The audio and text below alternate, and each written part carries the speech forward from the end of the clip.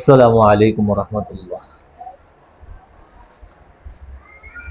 নবীর সুন্নত কে অপমান, সামান্য একটি চাকরির জন্য কিভাবে পারলে নবীর সুন্নতকে এইভাবে অপমান করতে, নবীর সুন্নতকে এইভাবে কেটে ফেলতে?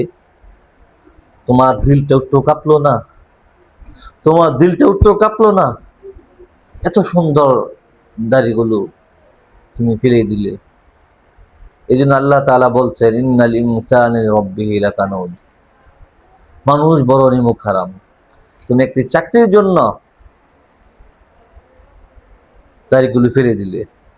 আল্লাহ তাআলা তোমাকে তো এই চাকরি ছাড়া এত বছর তোমাকে খাওয়াইছে, এত বছর তোমাকে পালছে, আর তুমি আজকে সাধারণ একটি চাকরির জন্য এত সুন্দর নবীর সুন্নত দাড়িগুলোকে তুমি কেটে ফেলে দিলে।